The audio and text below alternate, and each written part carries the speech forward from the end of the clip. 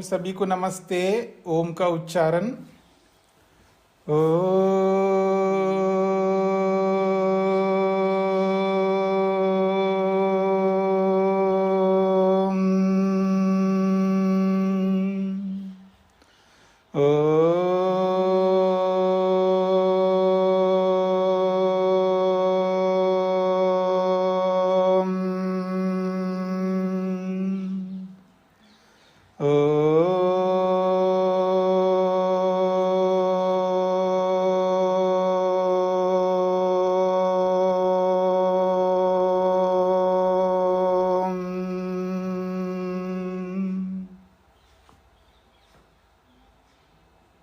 वेदांत दर्शन के द्वितीय अध्याय के तृतीय पाद के 43वें सूत्र तक विचार हुआ है।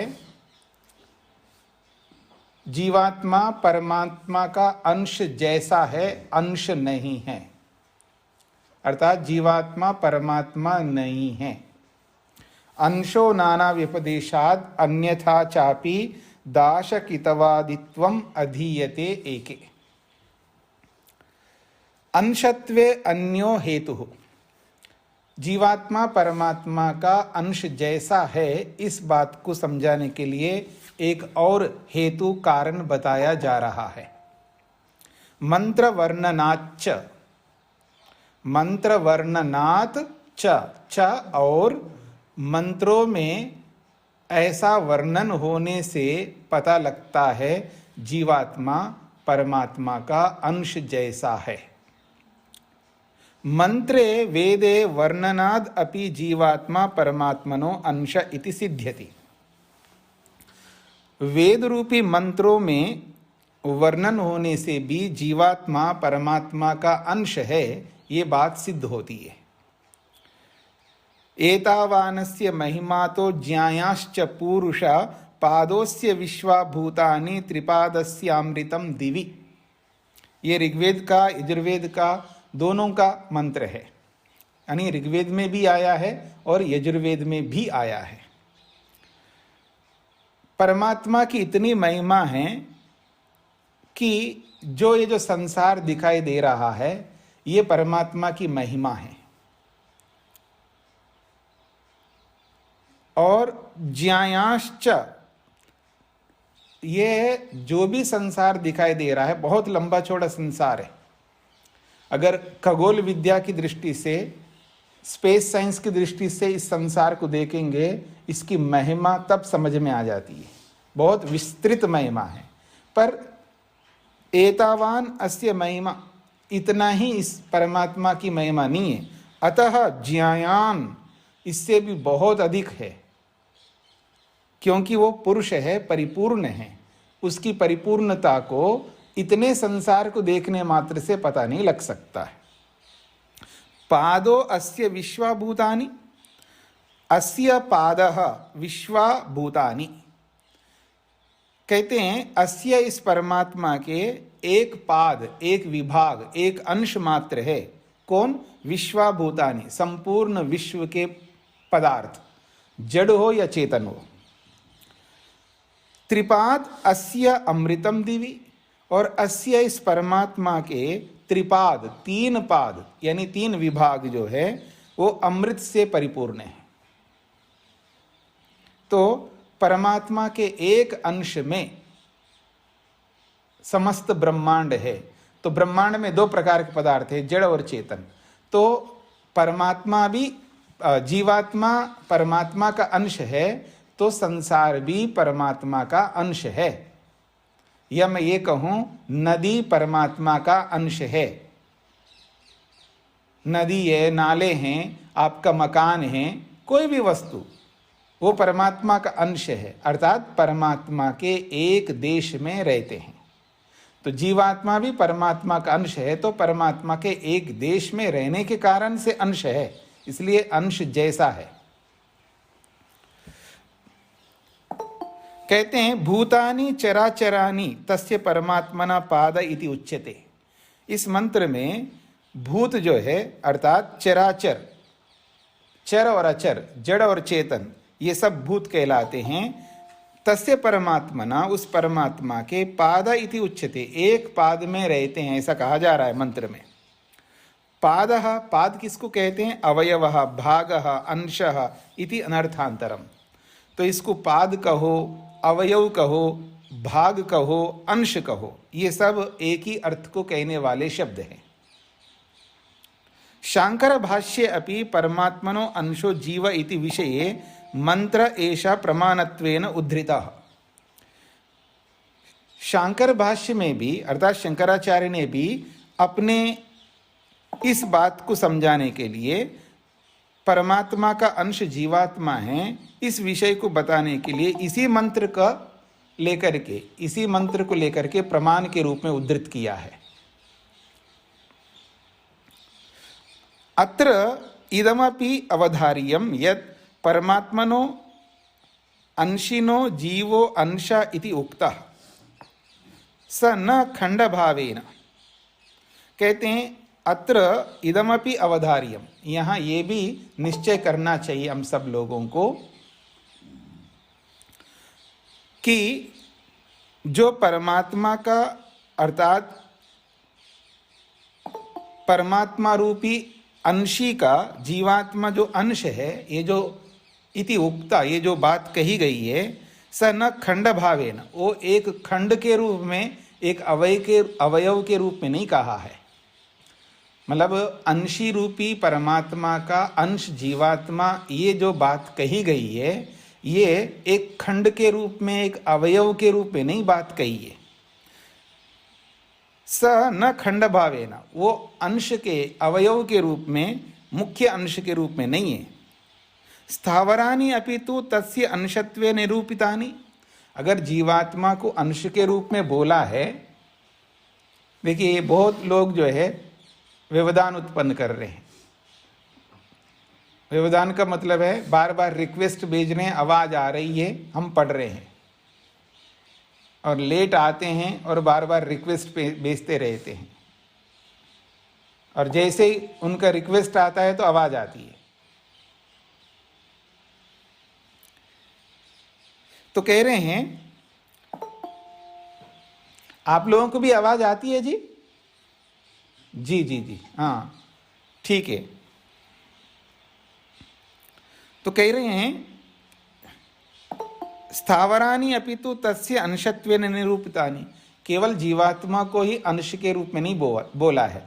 जो स्थावर पदार्थ हैं, वृक्ष, वनस्पति या नदी, नाले, जो भी वस्तु है, जड़ वस्तु है, उनको भी तो परमात्मा के अंश के रूप में बोला है वहां पर मंत्र में। नहीं तानि तस्य खंडानि संभवन्ति, जब उनको भी अंश के रूप में बोला है जड़ पदार्थों को, तो वो जड़ पदार्थ परमात्मा के अंश खंड थोड़ा बन सकते हैं। तस्य अखंडत्वात्, क्योंकि वो परमात्मा तो अखंड है। तत्साहचर्येन जीवात्मा अपि न खंड रूपेण अंशत्व भाग, जब जड़ पदार्थ भी परमात्मा के अंश के रूप में बोला है, तो जब वो उसके अंश नहीं हो सकते हैं, तो उसी प्रकार से तत्साहचर्येन, उन जड़ पदार्थों के साथ साथ जीवात्मा को भी खंड के रूप में नहीं मान सकते। न खंड रूपेण अंशत्व भाग, वो खंड के रूप में अंश का भागी नहीं बन सकता। किंतु केवलम एकदेशी वृत्तिया एव इति गम्यते, वो एकदेशी वृत्ति से अर्थात परमात्मा के एक देश में रहने के कारण से ही वो अंश है, ना कि मुख्य अंश है।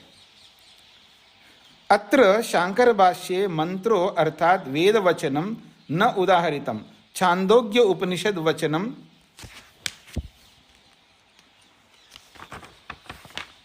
उदाहरितम। इस सूत्र के भाष्य में शंकराचार्य ने मंत्र वेद वचन के रूप में उदाहरण नहीं दिया। उन्होंने मंत्र वर्णनात्, ये जो सूत्र है, इसमें मंत्रों में वर्णन होने से, तो मंत्र से वेद मंत्र देना चाहिए था उनको।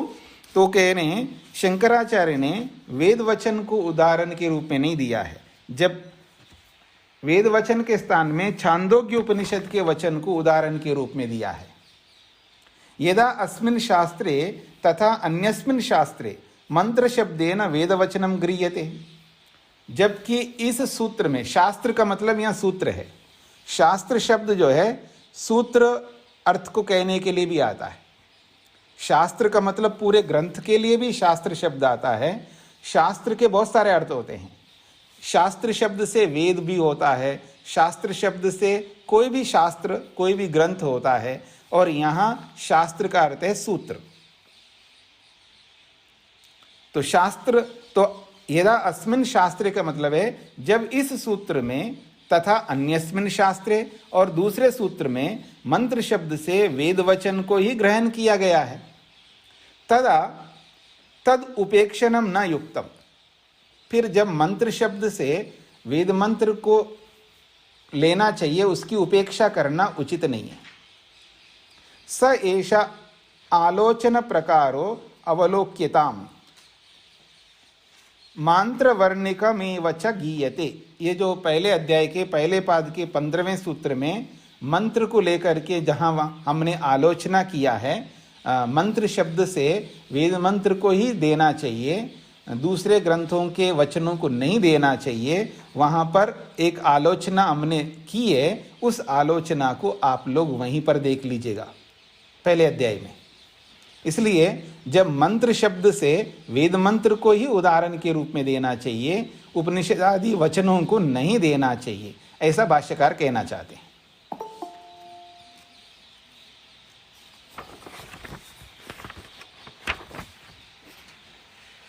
हाँ जी, सूत्र का अर्थ लिखिएगा।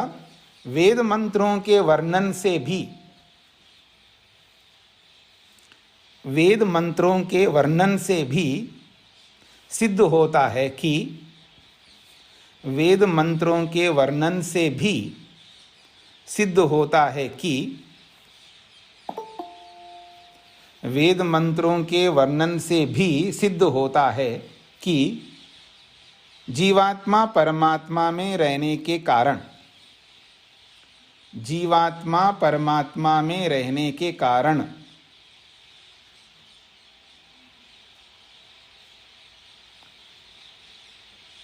जीवात्मा परमात्मा में रहने के कारण अंश जैसा है, अंश जैसा है,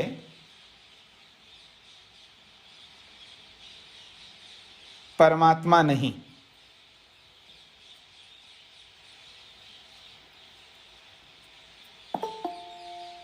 अंश जैसा है, परमात्मा नहीं।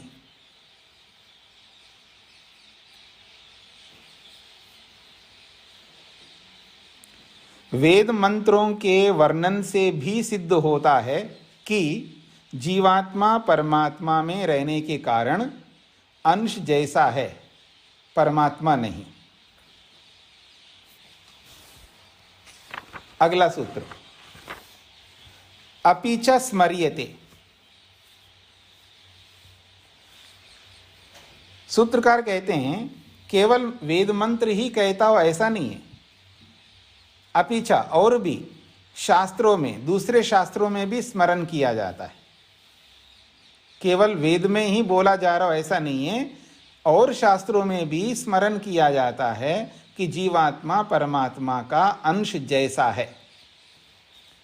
कहते हैं अपिचा अंशी अपिचा अंश निरूपकम तन मंत्र वर्णनम उपनिषदि अपि स्मर्यते। अपिचा और भी अंश निरूपकम, अंश को बताने वाले, अंश को निरूपित करने के लिए, तन मंत्र वर्णनम, उस मंत्र में जो वर्णन आया है उसी वर्णन को उपनिषदि अपि स्मर्यते, उपनिषद में भी स्मरण किया जाता है। तदेता, जैसा कि तदेतद ऋचा अभ्युक्तम, छांदोग्य उपनिषदकार ने कहा है, इस संदर्भ में एक ऋचा कहती है, तावानस्य महिमा ततो ज्ञायाश्च पुरुषः पादो अस्य सर्वा भूतानि त्रिपादास्य अमृतम दिवि। कहते हैं वहाँ पर वेद मंत्र तो एतावानस्य महिमा तो ज्ञायाश्च पुरुष है, यहाँ तावानस्य महिमा थोड़ा सा अंतर करके ये दिया है। अर्थ वही है जो वेद मंत्र का अर्थ है, केवल इतना दिखाया है कि केवल वेद मंत्र नहीं कहता है, उपनिषद भी या और शास्त्र भी कहते हैं। अपि च स्मर्यते, सूत्रार्थ लिखिएगा, और उपनिषद भी स्मरण करती है कि, और उपनिषद भी स्मरण करती है कि, और उपनिषद भी स्मरण करती है कि जीवात्मा परमात्मा का अंश जैसा है, और उपनिषद भी स्मरण करती है कि जीवात्मा परमात्मा का अंश जैसा है, और उपनिषद भी स्मरण करती है कि जीवात्मा परमात्मा का अंश जैसा है। आगे एक भूमिका दी जा रही है, जीवात्मांशः परमात्मा अंशी, जीवात्मा अंशः, जीवात्मा तो अंश है और परमात्मा अंशी, वो अंशी है। तर्री, ऐसी स्थिति में तेन पीड़ितेन दूषितेन क्लेशादि संसृष्टेन अंश रूपेण जीवात्मना सह अंशी परमात्मा अपि पीड़ितो दूषितः क्लेशादि संसृष्टो भवेत्। एक प्रश्न कर रहा है प्रश्नकर्ता, जीवात्मा तो अंश है और परमात्मा तो अंशी है, अर्थात जीवात्मा परमात्मा में रहता है अंश बन करके, तो उससे एक समस्या ये आ सकती है, तेन पीड़ितेन, उस जीवात्मा के द्वारा पीड़ित हो जाने पर, अर्थात वो दुखी होता है और दूषित भी होता है और क्लेशित भी होता है।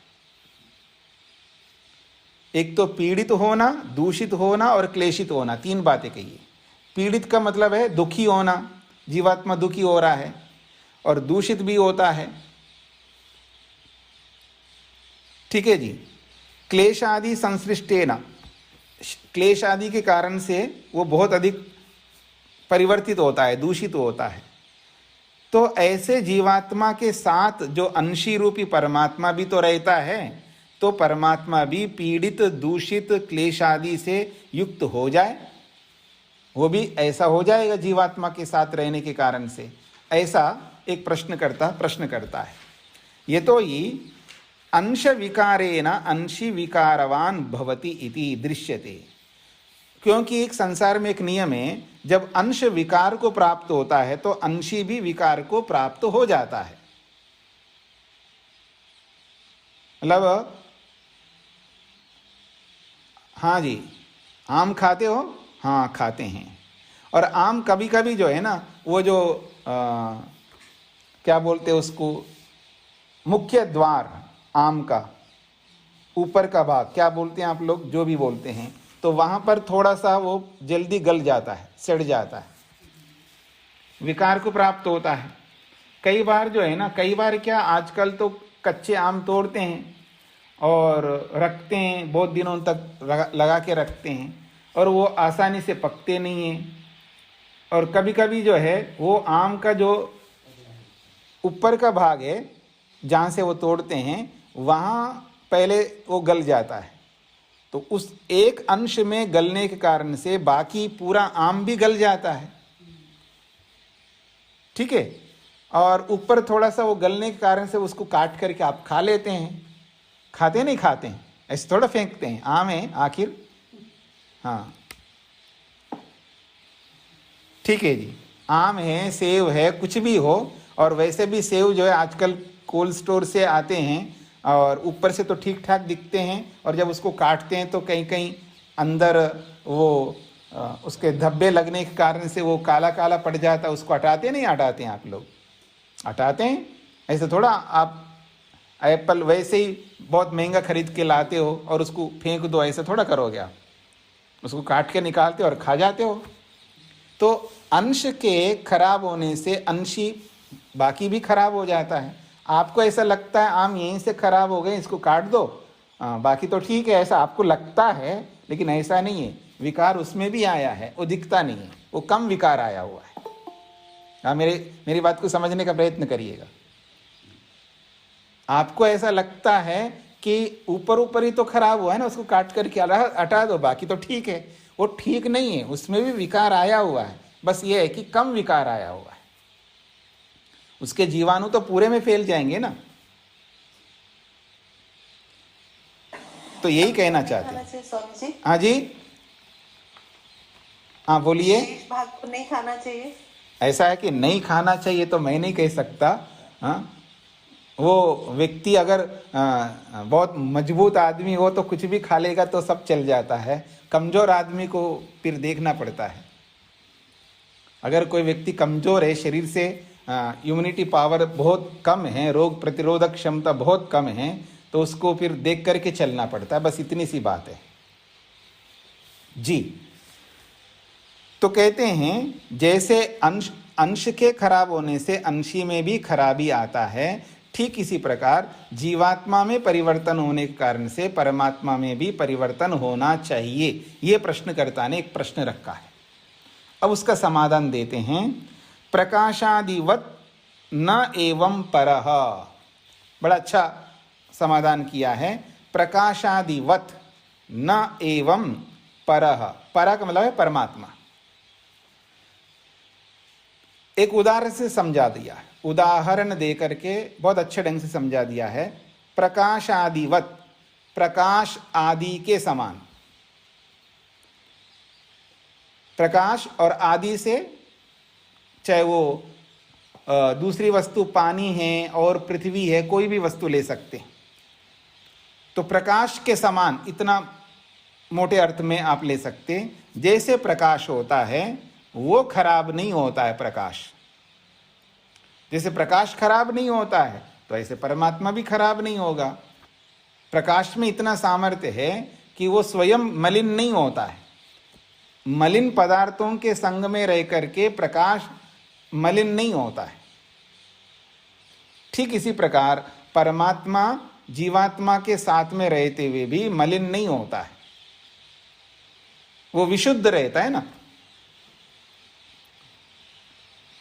तो एक बात ये समझना है कि परमात्मा में इतना सामर्थ्य है कि वो मलिन वस्तु के साथ रह करके भी मलिन नहीं होता है। यानी अपना सामर्थ्य, अपनी सर्वशक्तिमत्ता रूपी सामर्थ्य से वो रोक लेता है अपने आप को। हम नहीं रोक पाते।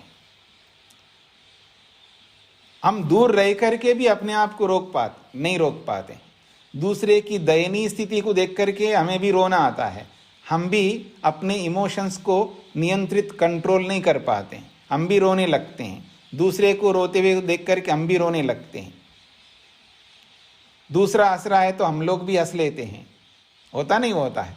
तो हम अपनी भावनाओं को अपने अधिकार में नहीं रख पाते हैं। लेकिन परमात्मा अपने सब भावों को अपने अधिकार में रखता है, क्योंकि वो सर्वशक्तिमान है। तो अपनी सर्वशक्तिमत्ता के कारण से वो रोकता है, जैसे प्रकाश रोक लेता है, अपने आप को मलिन नहीं होने देता है प्रकाश। तो कहते हैं पर आत्मा परमात्मा न जीवात्मा सदृशः। ये जो पर आत्मा है अर्थात परमात्मा जो है वो जीवात्मा के समान नहीं है। स्व अंशेन तेन जीवात्मना पीड़ितेन क्लेशादि युक्तेन वा पीड़ितो दूषितः क्लेशादि युक्तो वा भवति। तो उसका अंशरूप जीवात्मा के पीड़ित होने से, क्लेशित होने से, दूषित होने से परमात्मा पीड़ित, दूषित, क्लेशित नहीं होता है। कुतः, क्यों नहीं होता है? तो उदाहरण दिया प्रकाशादिवत। यथा हि प्रकाशः आकाशो वा स्वकीय एकदेशेन मलिनो न भवति। जैसे प्रकाश है, उस प्रकाश के एक देश में कोई मल आ गया है या आकाश के एक देश में मल आया है, तो उस मल के कारण से न तो आकाश दूषित होता है और न प्रकाश दूषित होता है। ये पूरा हो गया जी अर्थ। जैसे आदि शब्द से यहाँ आकाश को लिया है, और भी ले सकते हैं। तो जैसे आकाश है, जैसे प्रकाश है, वो उनके एक देश के मलिन हो जाने से वो मलिन नहीं होता है प्रकाश। यानी प्रकाश तो अलग अलग जगह व्याप्त है ना, सब जगह व्याप्त है। तो मान लीजिएगा यहाँ प्रकाश है और यहाँ पर आकाश है।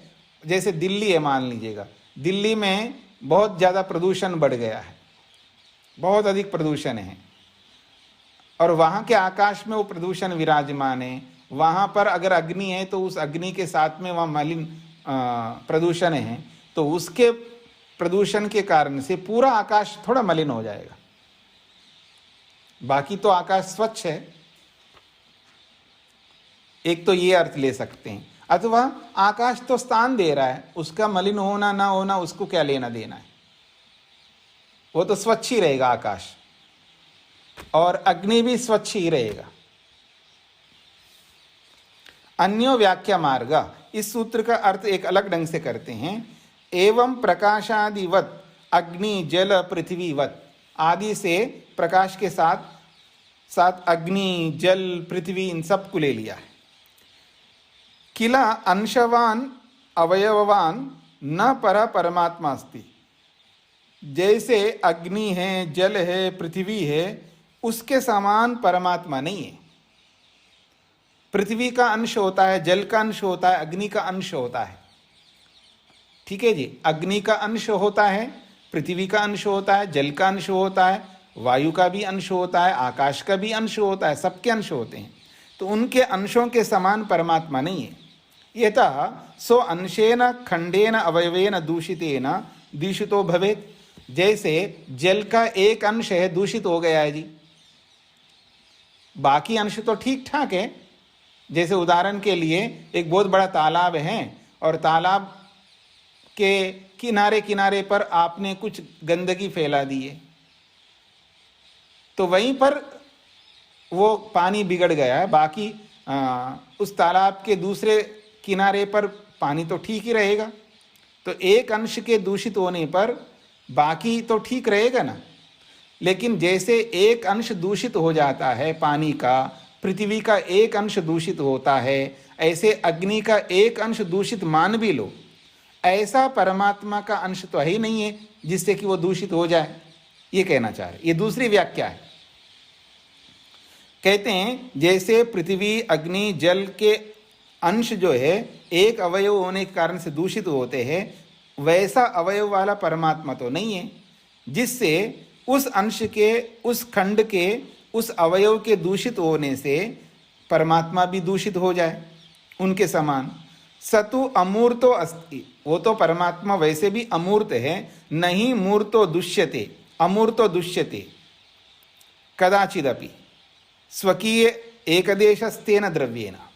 कहते हैं अमूर्त द्रव्य जो है दूषित नहीं होता है, या निरवयव वस्तु दूषित नहीं होता है, ऐसा भी आप कह सकते हैं।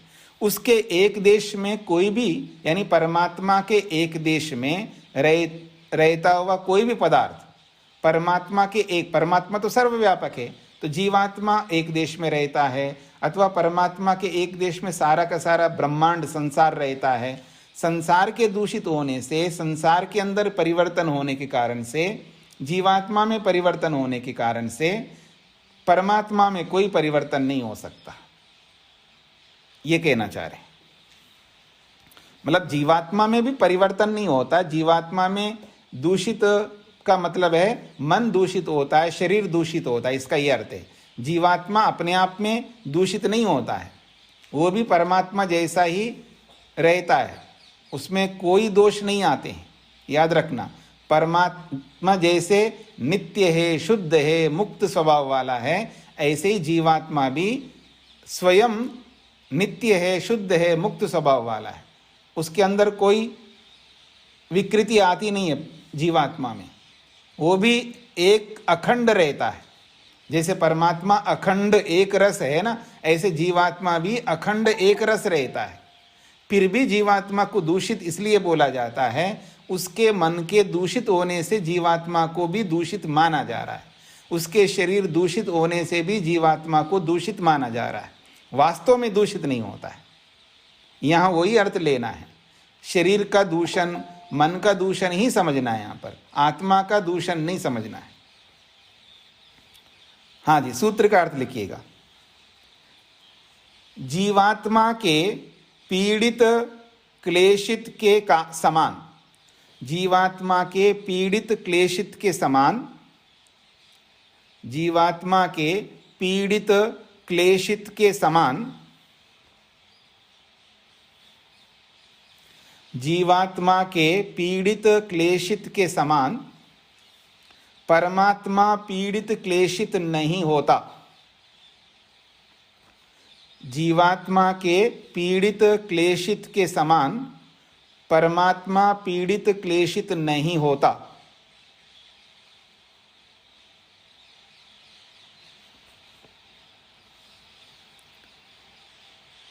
जीवात्मा के पीड़ित क्लेशित के समान परमात्मा पीड़ित क्लेशित नहीं होता। जैसे प्रकाश आकाश, जैसे प्रकाश आकाश मल वाले पदार्थों से, जैसे प्रकाश आकाश मल वाले पदार्थों से मलिन नहीं होते हैं। जैसे प्रकाश आकाश मल वाले पदार्थों से मलिन नहीं होते हैं।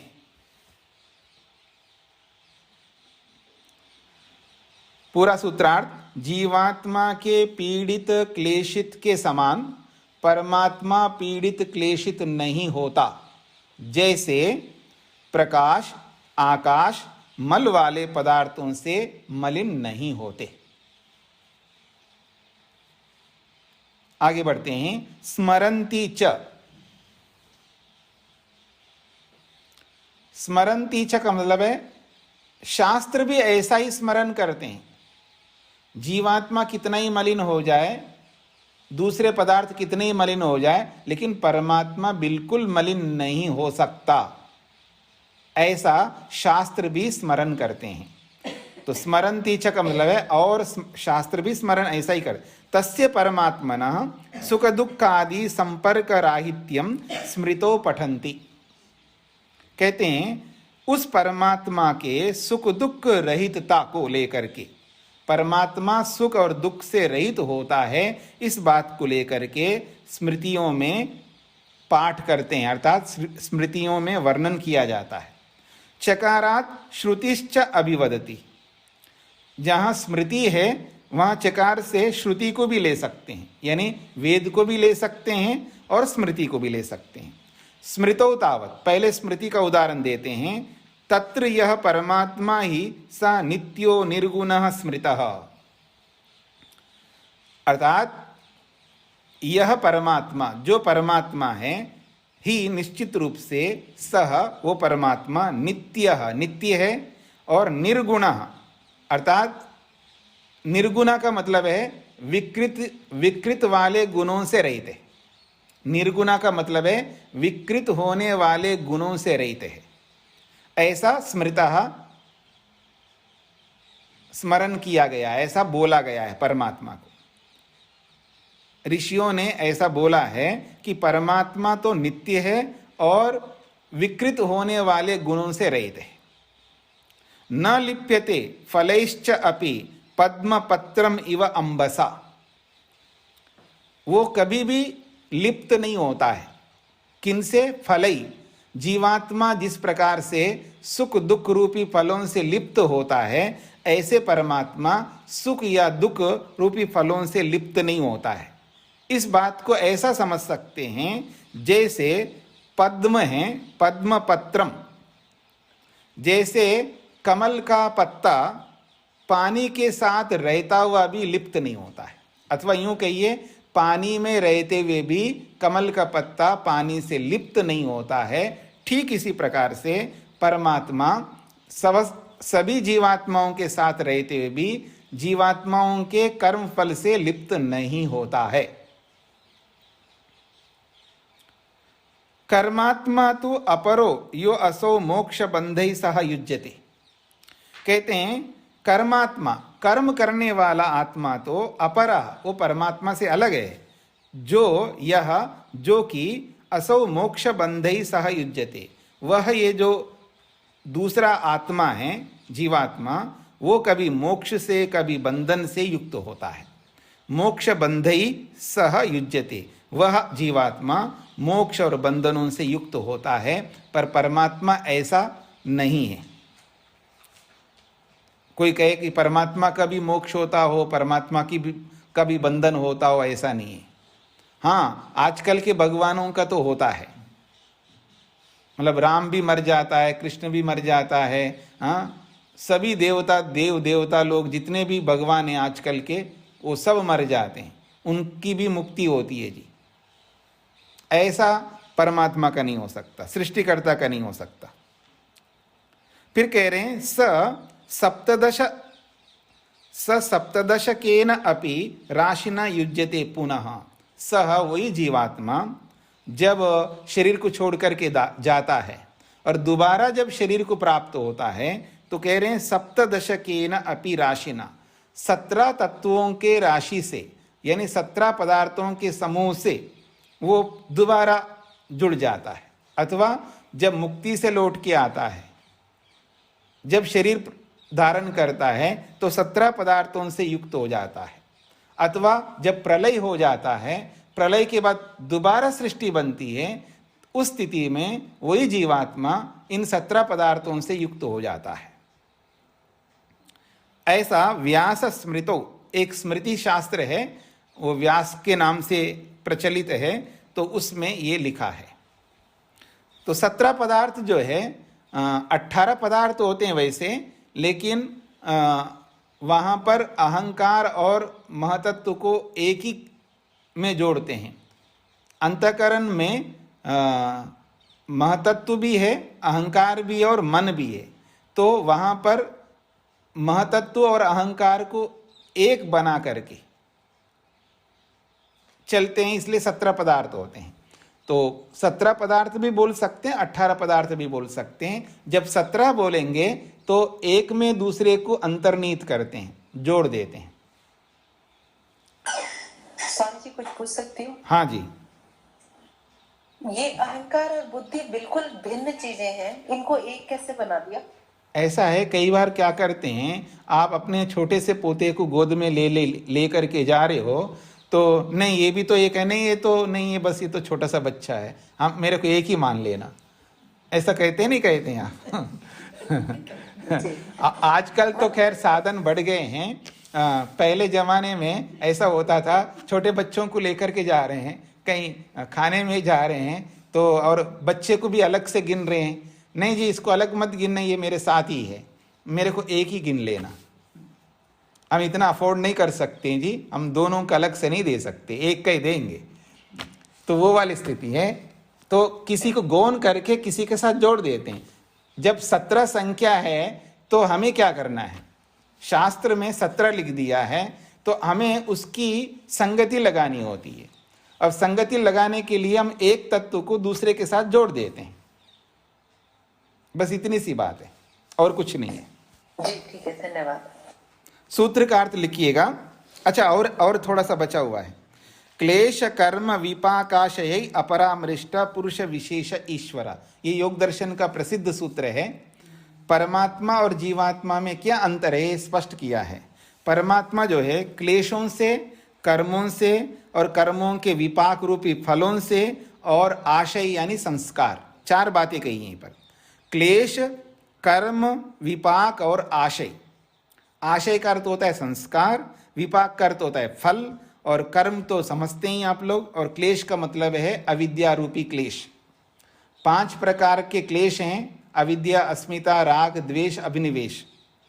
यानी परमात्मा कौन होता है जी, परमात्मा का डिफिनेशन बताएं यहाँ पर महर्षि वेद व्यास ने। हर किसी को भगवान नहीं कह सकते, हर किसी को सृष्टिकर्ता नहीं कह सकते, हर किसी को परमेश्वर नहीं बना सकते। जिसमें अविद्यादि 5 क्लेश नहीं होने चाहिए वो भगवान होगा। राम, कृष्ण, जिसको भी आप भगवान बोलो, उन सब में ये क्लेश होंगे। फिर कह रहे हैं कर्म, पाप और पुण्य कर्म नहीं कर सकते, और उन कर्मों का फल भी नहीं हो सकते। और जब न कर्म कर रहा है न कर्म के फल हो सकते हैं, तो उनका संस्कार भी कहाँ से होंगे। तो जो भगवान वो होना चाहिए जिसमें क्लेश नहीं हो, और पाप पुण्य रूपी कर्म नहीं कर सकता हो, और उसके फलों को भोगता नहीं हो, और उसके अंदर संस्कार नहीं होते हों। इन सबसे अपरामृष्टा, इन सबसे वो रहित है, और वो सामान्य पुरुष नहीं, वो विशेष पुरुष है, उसी को परमेश्वर कहते हैं, उसी को ईश्वर कहते हैं। और श्रुति खलु, और एक श्रुति भी दिया है, यानी वेद मंत्र भी दिया है, तयो अन्य पिप्पलम स्वादवत्ती अनश्नन अन्यो अभिचाकशीति। ये प्रसिद्ध मंत्र हैं ऋग्वेद का। दो सुंदर पक्षी हैं जो वृक्ष पर बैठे हुए हैं, उनमें से एक तो उस वृक्ष के फलों को खा रही है पक्षी, और दूसरी पक्षी ना खाते हुए खाने वाले पक्षी को देख रही है। दोनों में अंतर दिखा है ना। अर्थात एक फल नहीं खा रहा है, यानी विकार नहीं आए उसके अंदर, वो दुखी नहीं हो रहा है, उसको फलों की आवश्यकता ही नहीं, केवल वो देखता ही रहता है, वो खाता पीता नहीं है, खाने वाले को देख रहा है। तो दोनों में अंतर दिखाई दे रहे। तो जीवात्मा परमात्मा में रहे, कोई अंतर नहीं आएगा परमात्मा को। परमात्मा अपनी शक्ति से जीवात्मा में होने वाले सभी परिवर्तनों को रोक लेता है। और पूरे ब्रह्मांड में भी कितने परिवर्तन हो रहे हैं, कहीं भूकंप आ रहा है, कभी कहीं आंधी आ रही है, कहीं कुछ हो रहा है, वो सारे परिवर्तन परमात्मा में ही हो रहे हैं। लेकिन उन परिवर्तनों से परमात्मा प्रभावित नहीं होता है, क्योंकि वो सर्वशक्तिमान है। सूत्रार्थ लिखिएगा। स्मृति शास्त्र भी वर्णन करते हैं, स्मृति शास्त्र भी वर्णन करते हैं कि स्मृति शास्त्र भी वर्णन करते हैं कि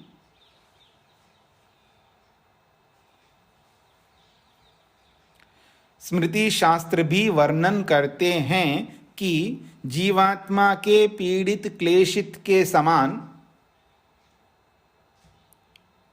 जीवात्मा के पीड़ित क्लेशित के समान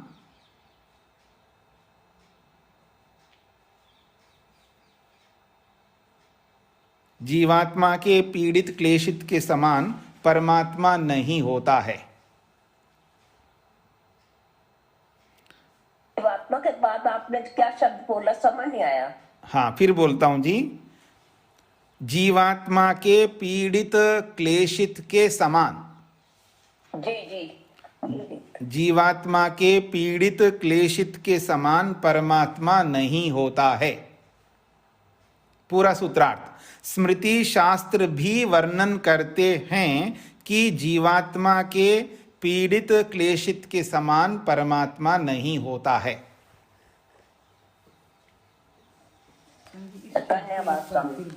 जी, इस शब्द को एक बार फिर बोलिए।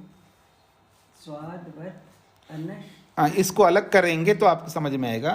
तयोः अन्यः पिप्पलम स्वादवत्ति, स्वादवत्ति अनश्नन, अनश्नन अन्यः अभिचाकशीति, ऐसा है। तो तयोः उन दोनों में से, अन्यः एक, पिप्पलम पेड़ के फल को, स्वादवत्ति का मतलब है खाता है, उसका स्वाद लेता है, और अन्य दूसरा जो है, अर्थात दूसरी जो पक्षी है, अनश्नन न खाते हुए, अभिचाकशीति, वो देखती रहती है। ठीक है। अब एक भूमिका दी है। जीवस्य परमात्मा अंशत्व स्वीकारे शास्त्र निर्दिष्टौ अनुज्ञा परिहारौ नोपपद्येयताम यतो ही परमात्मा निराकारो नित्य शुद्ध बुद्ध मुक्त स्वभावः तदंशेन जीवेनापि तथैव भवितव्यम। प्रश्नकर्ता एक प्रश्न करता है। जीवस्य परमात्मा अंशत्व स्वीकारे, जीवात्मा को परमात्मा का अंश स्वीकार करने पर शास्त्र निर्दिष्टौ, शास्त्र में जो दो निर्देश दिए हैं जी, शास्त्र निर्दिष्टौ, शास्त्रों में दो निर्देश हैं, एक है अनुज्ञा और परिहार। अनुज्ञा का अर्थ है विधि और परिहार का मतलब है निषेध। शास्त्र में दो निर्देश किए गए हैं, एक अनुज्ञा है और एक परिहार है। अनुज्ञा का मतलब विधि और परिहार का अर्थ है निषेध। तो शास्त्र में विधि और निषेध दोनों निर्देश किए हैं, और दोनों निर्देश न उपपद्येता, वो सिद्ध नहीं हो सकते हैं। परमात्मा का अंश जीवात्मा को अगर स्वीकार करते हैं, यानी जीवात्मा को परमात्मा का अंश मानते हो, तो जो शास्त्र में विधि और निषेध दोनों निर्देश किए गए हैं वो जीवात्मा में सिद्ध नहीं हो सकते। क्यों नहीं हो सकते? कहते हैं ये तो ही परमात्मा निराकार है। परमात्मा निराकार है, नित्य है, शुद्ध है, बुद्ध है, अर्थात बुद्ध का मतलब है ज्ञान स्वरूप है और मुक्त स्वभाव वाला है। तद अंशेन जीवेन अपि तथैव भवितव्यम, और जीवात्मा तो परमात्मा का अंश है, तो जैसे परमात्मा है वैसे जीवात्मा को होना चाहिए।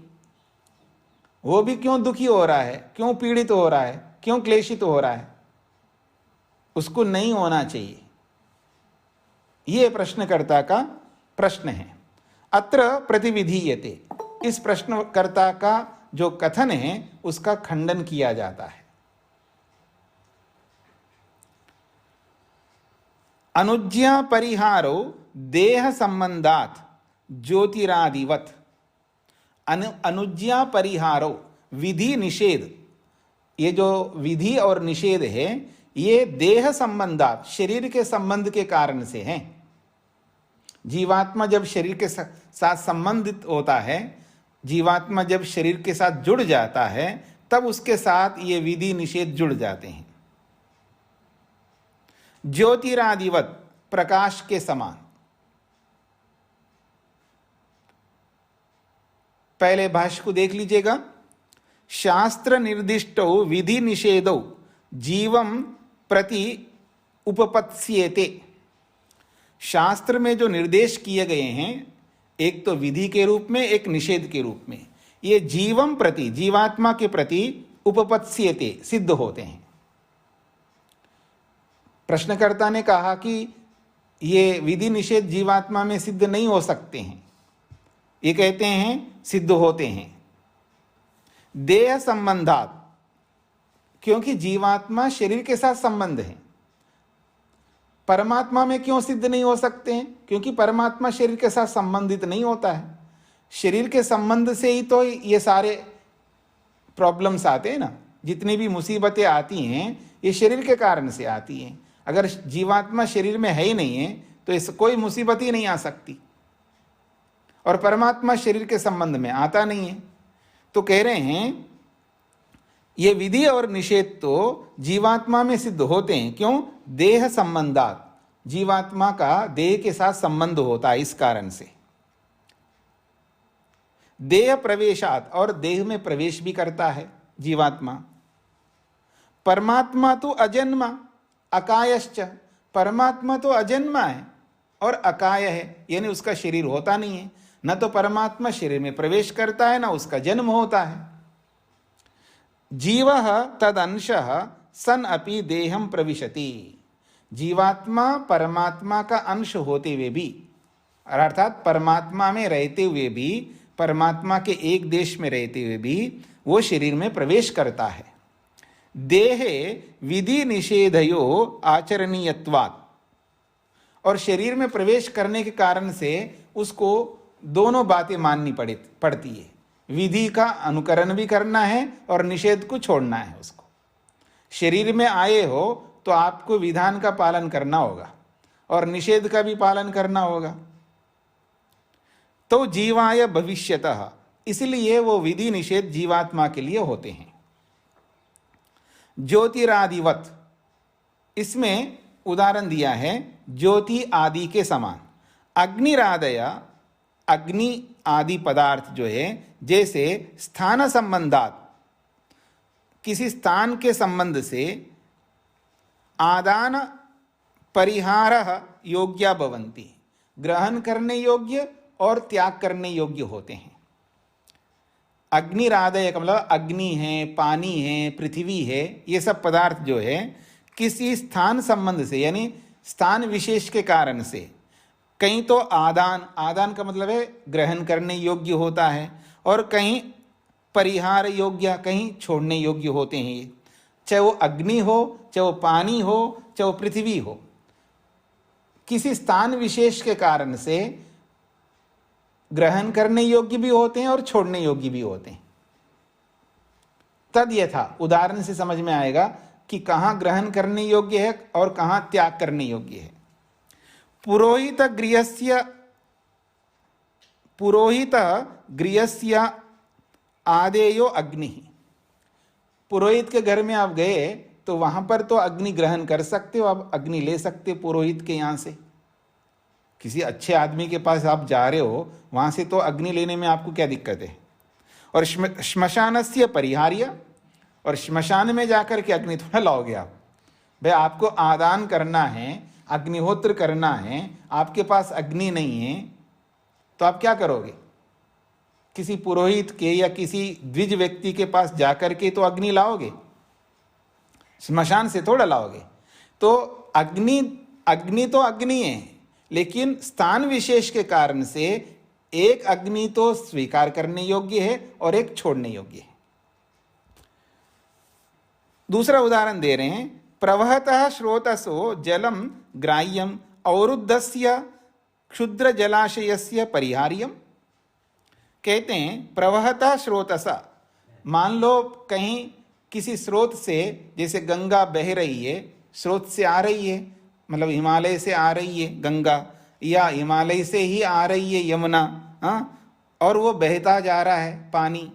बहते हुए पानी में से पानी तो आप ले सकते हो, लेकिन अवरुद्धस्य, कहीं पानी ठहरा हुआ है, बह नहीं रहा है, और वो भी ठहरा हुआ पानी कैसा है? क्षुद्र जलाशय, मतलब वो बिगड़ा हुआ पानी है, मतलब वो पानी जो है खराब हुआ पानी है। उसको तो आप परिहार्यम, उसको तो छोड़ दोगे आप। लेकिन जो शुद्ध पानी बह रहा है तो उस पानी को आप ले सकते हैं। समझ में नहीं आए तो आपको पहाड़ों में भेज दिया जाए, प्यास लग रही है तो आप कहीं से भी पानी पी लोगे। जो पानी बह रहा होता है ना वहाँ पर पहाड़ों में, कहीं भी पानी, बहते हुए पानी को आप लेकर के पी लेंगे।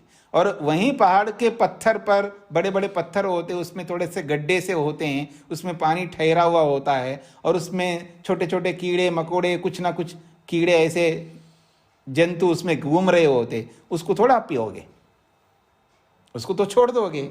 लेकिन बहते हुए पानी को कहीं से भी आप लेकर के पी लोगे।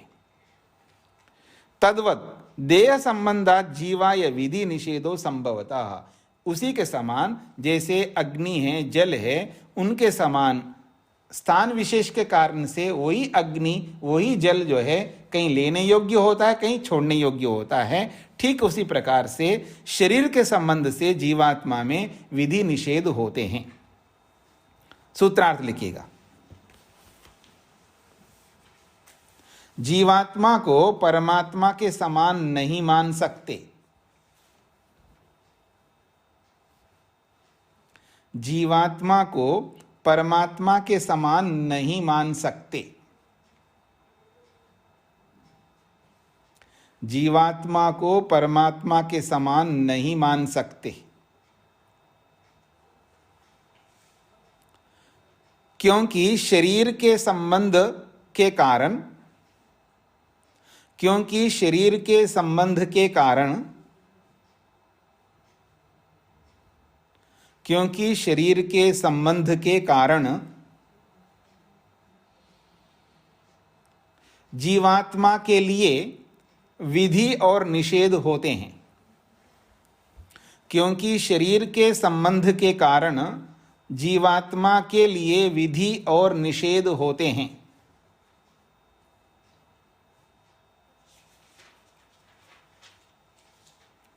क्योंकि शरीर के संबंध के कारण जीवात्मा के लिए विधि और निषेध होते हैं। जैसे अग्नि जल स्थान विशेष के कारण, जैसे अग्नि जल स्थान विशेष के कारण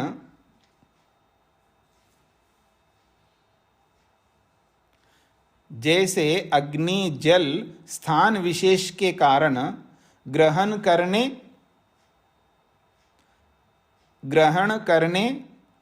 और ग्रहण न करने योग्य होते हैं। जैसे अग्नि जल स्थान विशेष के कारण ग्रहण करने और ग्रहण न करने योग्य होते हैं। जैसे अग्नि जल स्थान विशेष के कारण ग्रहण करने और ग्रहण न करने योग्य होते हैं। पूरा सूत्रार्थ, जीवात्मा को परमात्मा के समान नहीं मान सकते, क्योंकि शरीर के संबंध के कारण जीवात्मा के लिए विधि और निषेध होते हैं। जैसे अग्नि जल स्थान विशेष के कारण ग्रहण करने और ग्रहण न करने योग्य होते हैं। हाँ जी, तो सूत्र का अर्थ आपके सामने आ चुका है। किसी को कोई बात पूछनी है?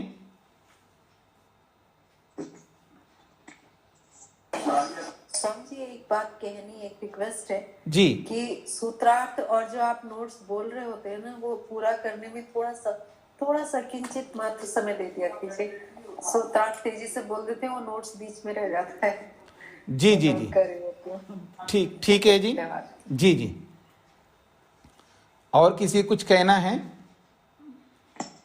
स्वामी जी, ये तो समझ में आ गया कि अग्नि जल स्थान विशेष के कारण ग्रहण और न ग्रहण करने योग्य होते हैं, पर जीवात्मा परमात्मा के, ये जीवात्मा के कारण विधि निषेध होते हैं, ये समझ नहीं आया।